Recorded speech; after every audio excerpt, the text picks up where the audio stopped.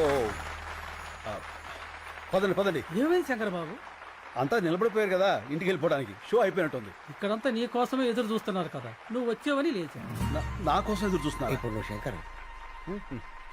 ఈ శంకర్ గారు ఒకడు నన్ను తగులుకున్నాడు.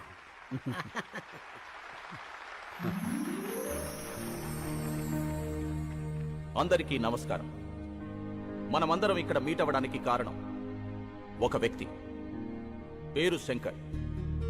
అతను మొన్నటిదాకా సమాధానాల కోసం వెతుకుతున్న ప్రశ్న, ఇప్పుడు ఎన్నో ప్రశ్నలకి అతనే సమాధానం. ఎవరి శంకర్? ఆయన గురించి తెలియని వారి కోసం ఈ ఏవి. రాయలసీమలోని ఓ మారుమూల గ్రామం నీరూరు. పేరులోనే నీరుంది, ఊర్లో మాత్రం లేదు. రేపు బావుంటుందని ఎన్నో ఏళ్లుగా ఎదురుచూస్తున్న కరువు ప్రాంతం. ఇక్కడ ఓ సన్నకారు రైతు కుటుంబంలో పుట్టిన సామాన్యుడు కొణిదెల శివశంకర వరప్రసాద్. నా పేరు వీర్రెడ్డి. నీరూరు మా ఊరు కాదు. నేను ఆ ఊరు అమ్మాయిని పెళ్లి చేసుకున్నా.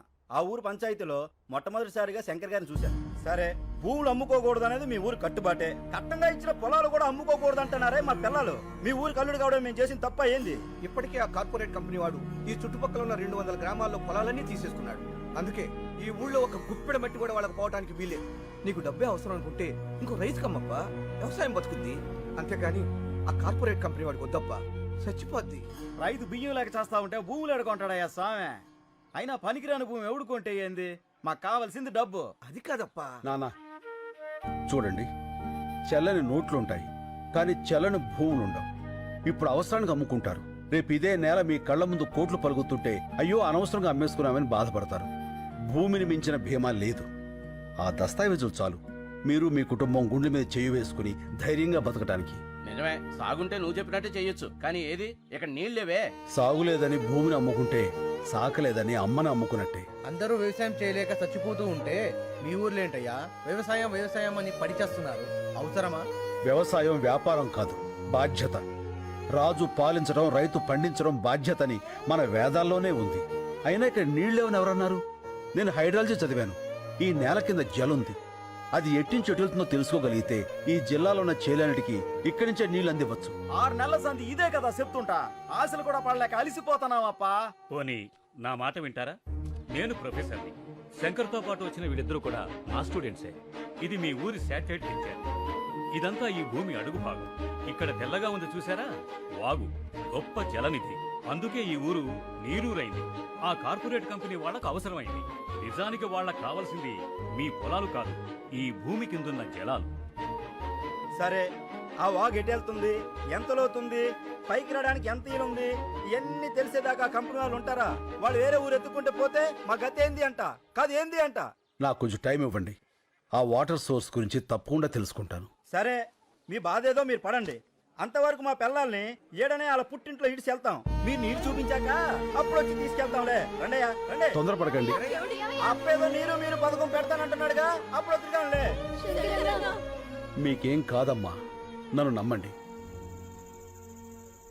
సాయి, నువ్వు కొంచెం రైట్కి రా. అన్నయ్య, పాలు అక్కడ పెట్టు. Corporate sector. అన్నయ్య, కార్పొరేట్ వాళ్ళు అంటారు, అసలు ఎవరు వాళ్ళు? మన సంపదని చిల్లర డబ్బులకు దోచేసి డాలర్స్ లో తిరిగి మనకే అమ్మేవాళ్ళు. ఒకప్పుడు బ్రిటిష్ వాళ్ళు, ఇప్పుడు ఈ కార్పొరేట్ వాళ్ళు. ఓ,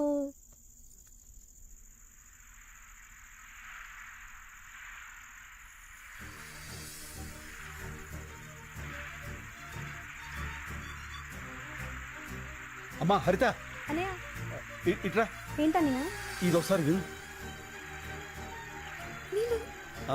అమ్మా, ఇక్కడికి రా. నీళ్ళు. రండి రండి రండి. విను.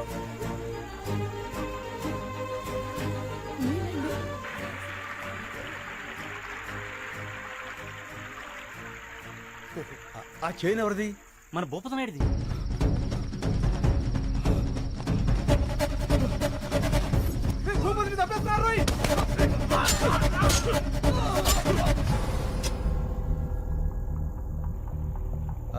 ఆ చేను కమరుద్దింది శంకర్ బాబు.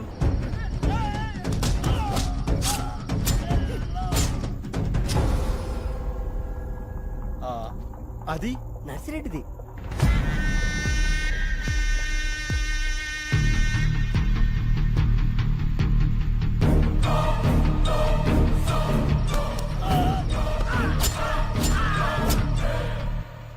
అదెవరిది?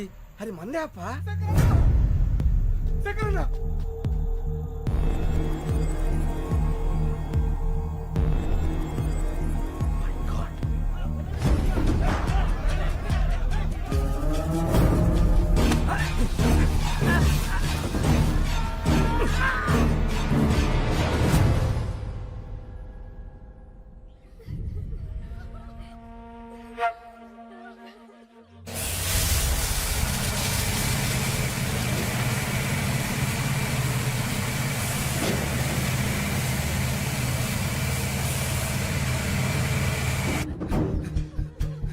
శంకర్ బాబు, శంకర్ బాబు.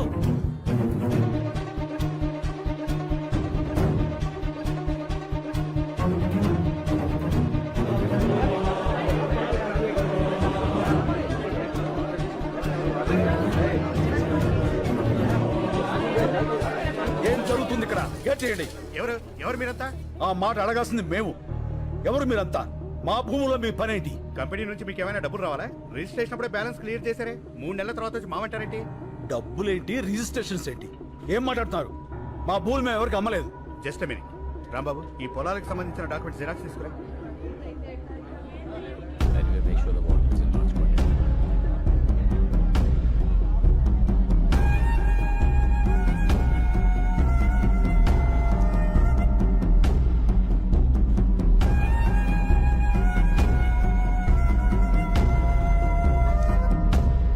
అమ్మకుండానే వేలు ముద్రలు వేశారా?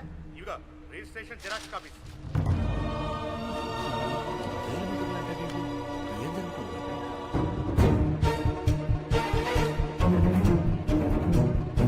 శంకర్ బాబు, శంకర్ బాబు.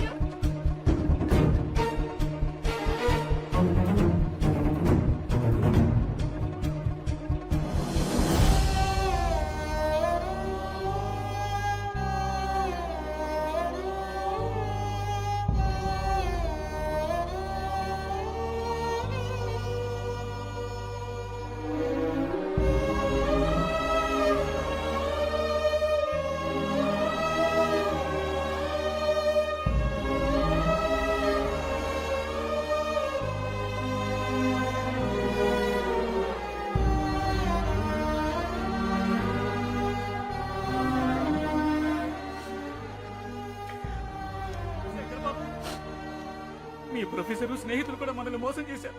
వాళ్ళు వాళ్ళ మనుషులే. ఏంటిది శంకర్ బాబు, మనం ఇంకెవరిని నమ్మాలి? వీళ్ళెవరూ కాపురాలకు పుట్టలేదు, కార్పొరేట్ కంపెనీలకు పుట్టారు. ఎవరైనా అన్నం ముద్దలు తిని బతుకుతారు, వీళ్ళు శవాల వేలు ముద్దలు తిని బతుకుతున్నారు. వదిలిపెట్టాం. ఇంతమంది ప్రాణాలు తీసిన వీళ్ళెవరిని వదిలిపెట్టరు. దీనికోసం ఎంత దూరం వెళ్తా.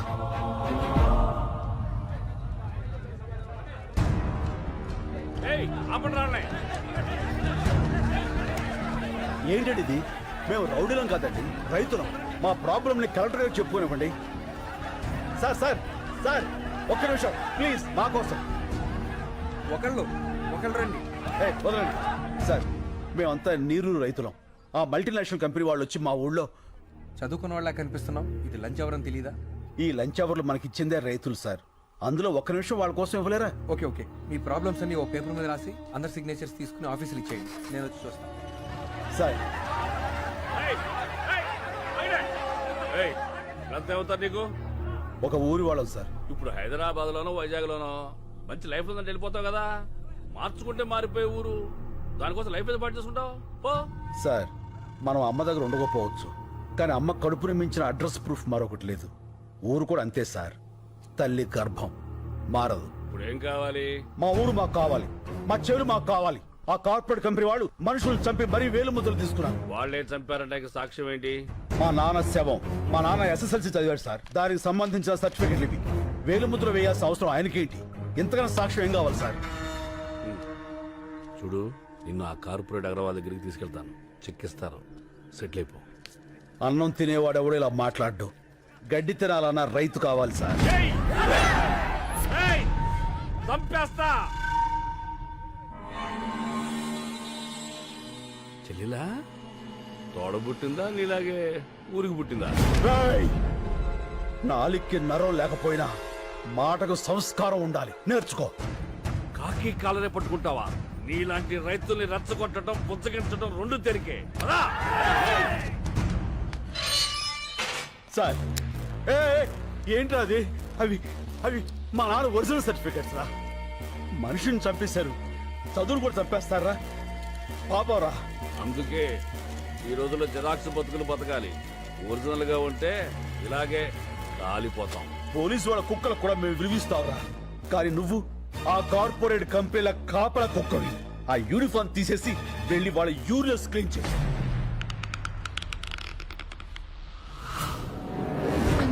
నా బిడ్డకేం కాదు కదా? ఏం కాదమ్మా.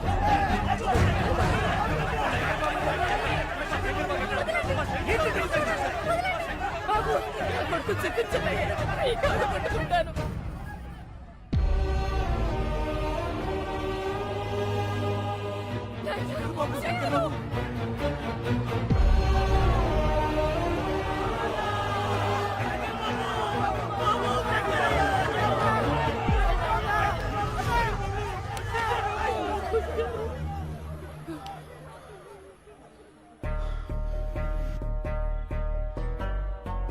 మట్టి తడవటం మానకూడదు. నీళ్లతోనూ కన్నీళ్లతోనూ మట్టి మాత్రం తడవాలి. మన భూమి, మన ఊరు, మన నీరు ఎట్టి పరిస్థితుల్లోనూ వదలొద్దు. వీడు నన్ను చంపేసినా సరే అక్కడ విత్తు మొలవాలి. రైతు బతకాలి, బతకాలి, రైతు బతకాలి.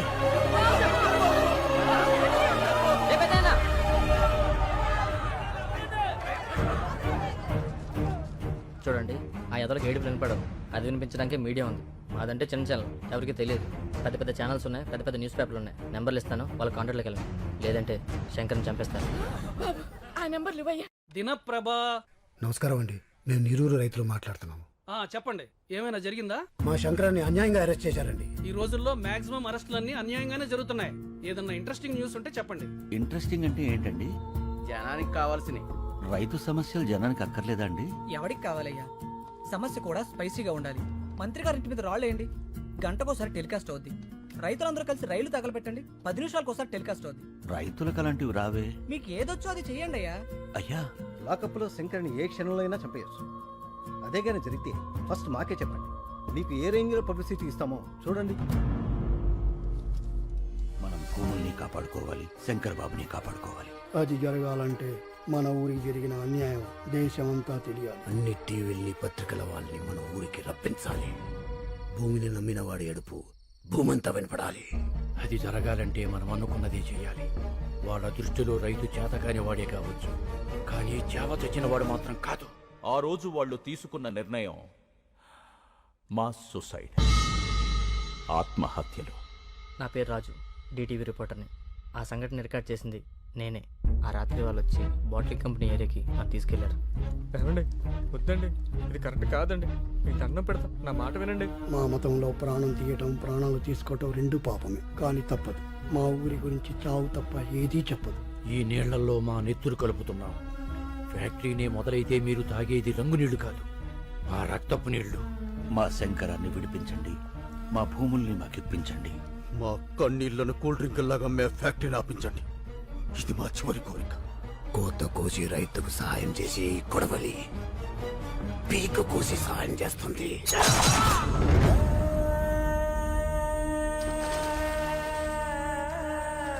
చరిత్రలో మరో బ్లాక్ డే. అసెంబ్లీ, పార్లమెంట్ మౌనం పాటించాయి. తీర్పు వెలువడే వరకు నీరూరులో కోలా ఫ్యాక్టరీ పనులు నిలిపివేయాలని కోర్టు ఆదేశించింది.